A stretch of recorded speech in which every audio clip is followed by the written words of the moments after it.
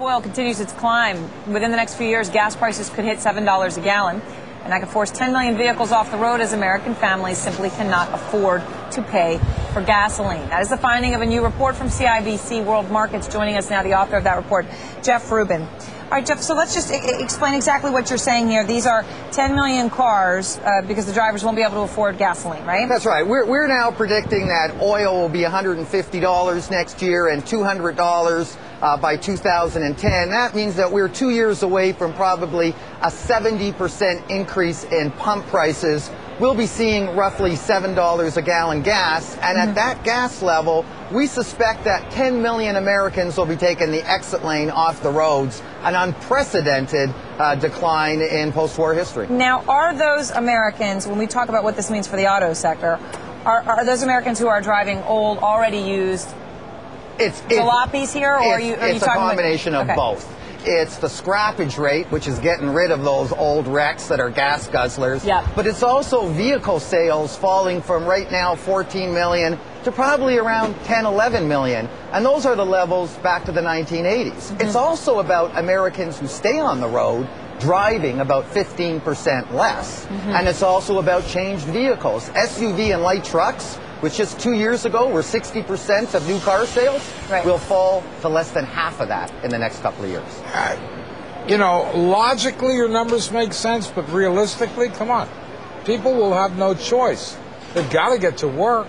That's right. They'll find a way. That's They'll find a way right. to keep the car on the road. And that's why we only looked at the 54 million Americans who own a car and have access to public transit. Because you're absolutely right. If you live in the middle of nowhere, it doesn't matter what gasoline prices cost. But if you have an alternative within a half an hour walk to public transit, you're talking about a lot of people. 10 million in suburban or urban areas with public transit. And half of them will be from the 10 million American households who make less than $25,000 a year and incredibly drive more than one vehicle. Should that not fix, though, the problem itself? I mean, I know that gasoline We're demand not is driving the bus. You're right, asking, but that's a big drop. That's a big drop, and I'm assuming that the U.S. is going to consume 2.5 million barrels less of oil in 2.5 years than you're doing right now. But unfortunately, for every American who's coming off the road, there are 10 people chomping at the bit in Brazil, in India, in OPEC to get on the road. Mark, you know, this is a question because Mark looked at buying the smart car and he decided not to, right? But you were looking at efficient options, and a lot of people would say, still am. A lot of people would say, still are. A lot of people would say they get in line.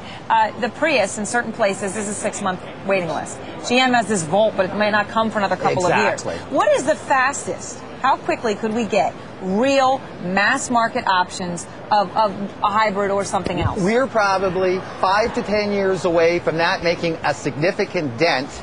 In the interim, we got to get off the road. I mean, the only way of mitigating the impact of $200 oil is to consume less oil. Yeah. And that's exactly what we got to do.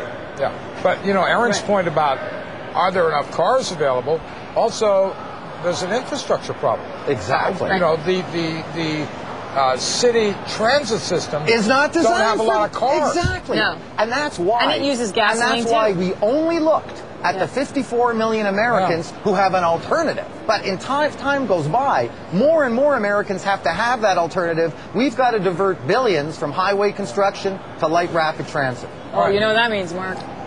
Pump up the gas tax, baby, and pump it back into infrastructure. Yeah. No, that's a good idea. There was an article in the Washington Post just the other day about how their transit system in Washington does not have enough rail cars to meet the new demand. Anyway. But in the meantime, Aaron, 11 million units is pretty grim news for Detroit.